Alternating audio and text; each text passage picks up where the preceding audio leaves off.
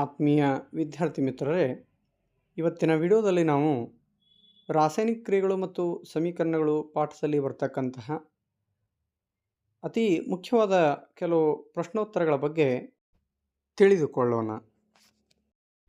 ಪ್ರಶ್ನೆ 1. ಮ್ಯಾಗ್ನೇಷಿಯಂ ಪಟ್ಟಿಯನ್ನು ಗಾಳಿಯಲ್ಲಿ ಉರಿಸುವ ಮೊದಲು ಸ್ವಚ್ಛಗೊಳಿಸಬೇಕು ಏಕೆ?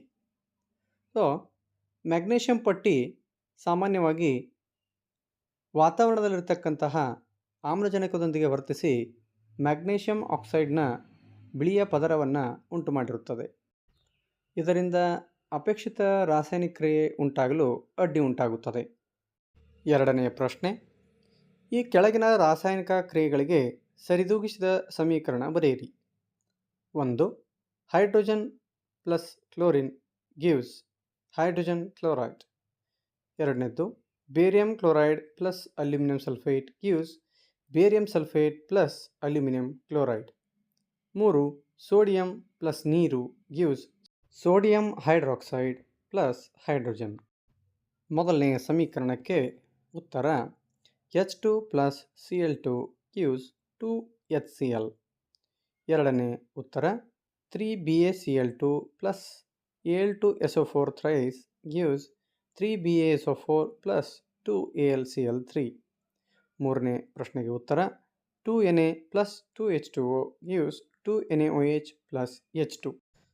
ಸಮೀಕರಣಗಳನ್ನು ಸರಿದೂಗಿಸುವ ಅತಿ ಸರಳ ವಿಧಾನಗಳ ಬಗ್ಗೆ ಹಿಂದಿನ ವಿಡಿಯೋದಲ್ಲಿ ನಾವು ನೋಡಿದ್ದೇವೆ. ಮೂರನೇ ಪ್ರಶ್ನೆ, ಈ ಕೆಳಗಿನ ಕ್ರಿಯೆಗಳಿಗೆ ಭೌತ ಸ್ಥಿತಿಗಳ ಸಂಕೇತಗಳೊಂದಿಗೆ ಸರಿದೂಗಿಸಿದ ರಾಸಾಯನಿಕ ಸಮೀಕರಣ ಬರೆಯಿರಿ.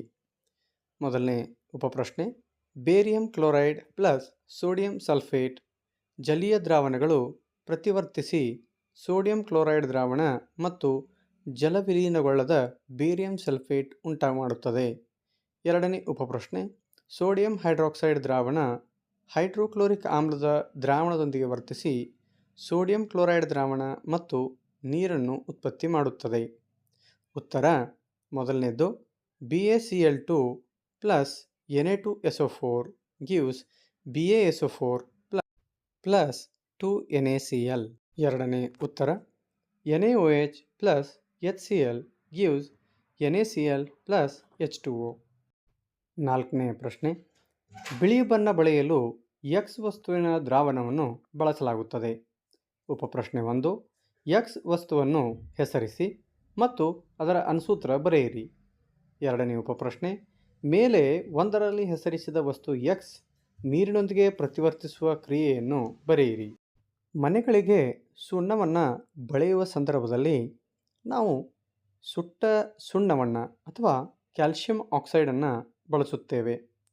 ಮೇಲಿನ ಪ್ರಶ್ನೆಯಲ್ಲಿ ಬಿಳಿಯ ಬಣ್ಣ ಬಳೆಯಲು ಬಳಸುವಂತಹ X ವಸ್ತು ಕ್ಯಾಲ್ಸಿಯಂ ಆಕ್ಸೈಡ್ ಅಥವಾ CaO. ಇನ್ನು ಪ್ರಶ್ನೆಯಲ್ಲಿ ಪ್ರಸ್ತಾಪಿಸಿರತಕ್ಕಂತಹ X ಅನ್ನುವಂತಹ ಏನು ರಾಸಾಯನಿಕ ಇದೆ ಅದರ ಜೊತೆಗೆ ನೀರನ್ನು ಬೆರೆಸಿದಾಗ ಅದು ಕ್ಯಾಲ್ಸಿಯಂ ಹೈಡ್ರಾಕ್ಸೈಡ್ ಆಗಿ ಬದಲಾಗುತ್ತದೆ. ಸಮೀಕರಣ CaO plus H2O gives CaOH twice. ಮುಂದಿನ ಪ್ರಶ್ನೆ, ನೀರಿನ ವಿದ್ಯುತ್ ವಿಭಜನಾ ಕ್ರಿಯೆಯಲ್ಲಿ ಒಂದು ಪ್ರಮಾಣದಲ್ಲಿ ಸಂಗ್ರಹವಾದ ಅನಿಲ ಪ್ರಮಾಣವು ಮತ್ತೊಂದರಲ್ಲಿ ಸಂಗ್ರಹವಾದ ಅನಿಲದ ಪ್ರಮಾಣದ 2ರಷ್ಟಿರಲು ಕಾರಣವೇನು? ಆ ಅನಿಲವನ್ನು ಹೆಸರಿಸಿ. ನೀರಿನ ವಿದ್ಯುತ್ ವಿಭಜನೆಯ ಸಂದರ್ಭದಲ್ಲಿ ನೀರು ವಿಭಜನೆಗೊಂಡು ಹೈಡ್ರೋಜನ್ ಮತ್ತು ಆಕ್ಸಿಜನ್ ಅನಿಲಗಳಾಗಿ ಬದಲಾಗಿರುತ್ತದೆ. ಈ ಸಂದರ್ಭದಲ್ಲಿ ಹೈಡ್ರೋಜನ್ ಕ್ಯಾಥೋಡ್ ಕಡೆಗೆ ಹಾಗೂ ಆಕ್ಸಿಜನ್ ಆ್ಯನೋಡ್ ಕಡೆಗೆ ಉತ್ಪತ್ತಿಯಾಗಿರುತ್ತದೆ.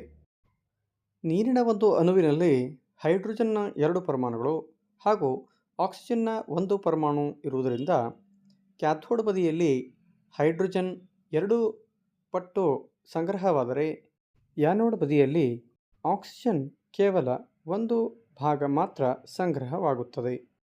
ಮುಂದಿನ ಪ್ರಶ್ನೆ, ಕಬ್ಬಿಣದ ಮೊಳೆಯನ್ನು ಮುಳುಗಿಸಿಟ್ಟಾಗ ತಾಮ್ರದ ಸಲ್ಫೇಟ್ ದ್ರಾವಣದ ಬಣ್ಣ ಬದಲಾಗುವುದೇಕೆ? ಉತ್ತರ, ಕಬ್ಬಿಣವು ತಾಮ್ರ ಸಲ್ಫೇಟ್ ದ್ರಾವಣದಲ್ಲಿರುವ ತಾಮ್ರಕ್ಕಿಂತ ಹೆಚ್ಚು ಕ್ರಿಯಾಶೀಲವಾಗಿದ್ದು ತಾಮ್ರವನ್ನು ಸ್ಥಾನಪಲ್ಲಟಗೊಳಿಸುವುದರಿಂದ ದ್ರಾವಣದ ಬಣ್ಣ ನೀಲಿ ಬಣ್ಣದಿಂದ ತಿಳಿ ಹಸಿರು ಬಣ್ಣಕ್ಕೆ ಬದಲಾಗುತ್ತದೆ. ಮುಂದಿನ ಪ್ರಶ್ನೆ, ಚಟುವಟಿಕೆ 1.10ಯಲ್ಲಿ ಕೊಟ್ಟ ಉದಾಹರಣೆಯನ್ನು ಹೊರತುಪಡಿಸಿ ದ್ವಿಸ್ಥಾನಪಲ್ಲಟ ಕ್ರಿಯೆಗೆ ಒಂದು ಉದಾಹರಣೆ ಕೊಡಿ. ಸೊ ಉತ್ತರ PbNO3 twice plus 2Ki gives PbI2 plus 2KNO3. So ಇಲ್ಲಿ ಸೀಸದ ನೈಟ್ರೇಟ್ ಮತ್ತು ಪೊಟ್ಯಾಷಿಯಂ ಅಯೋಡೈಡ್ಗಳು ಪರಸ್ಪರ ತಮ್ಮ ಅಯಾನ್ಯಗಳನ್ನು ವಿನಿಮಯ ಮಾಡಿಕೊಂಡು ಸೀಸದ ಅಯೋಡೈಡ್ ಹಾಗೂ ಪೊಟ್ಯಾಷಿಯಂ ನೈಟ್ರೇಟ್ ಸಂಯುಕ್ತಗಳನ್ನು ಉಂಟು ಮಾಡುತ್ತವೆ. ಮುಂದಿನ ಪ್ರಶ್ನೆ, ಕೆಳಗಿನ ಕ್ರಿಯೆಗಳಲ್ಲಿ ಉತ್ಕರ್ಷಣಗೊಂಡ ವಸ್ತುಗಳು ಮತ್ತು ಅಪಕರ್ಷಣಗೊಂಡ ವಸ್ತುಗಳನ್ನು ಗುರುತಿಸಿ. ಮೊದಲನೆಯದು 4Na plus O2 gives 2Na2O. ಎರಡನೆಯದು CuO plus H2 gives Cu plus H2O. So ಒಂದನೇ ಪ್ರಶ್ನೆಗೆ ಉತ್ತರ, ಉತ್ಕರ್ಷಣಗೊಂಡ ವಸ್ತು ಸೋಡಿಯಂ, ಏಕೆಂದರೆ ಸೋಡಿಯಂ ಆಕ್ಸಿಜನ್ನನ್ನು ಪಡೆದುಕೊಂಡು ಉತ್ಕರ್ಷಣೆಗೊಂಡಿರುತ್ತದೆ. ಅದೇ ರೀತಿ ಎರಡನೇ ಸಮೀಕರಣದಲ್ಲಿ ಉತ್ಕರ್ಷಣ ಮತ್ತು ಅಪಕರ್ಷಣ ಎರಡೂ ರೀತಿಯ ರಾಸಾಯನಿಕ ಕ್ರಿಯೆಗಳು ನಡೆದಿವೆ. ಇದಕ್ಕೆ ರೆಡಾಕ್ಸ್ ಕ್ರಿಯೆ ಎಂದು ಕರೆಯುತ್ತೇವೆ. ತಾಮ್ರದ ಆಕ್ಸೈಡ್ CuO ತನ್ನಲ್ಲಿರುವಂತಹ ಆಕ್ಸಿಜನ್ನನ್ನು ಬಿಟ್ಟುಕೊಟ್ಟಿರುವುದರಿಂದ ಅದು ಅಪಕರ್ಷಣೆಗೊಂಡಿದೆ ಎಂದು ಹೇಳುತ್ತೇವೆ.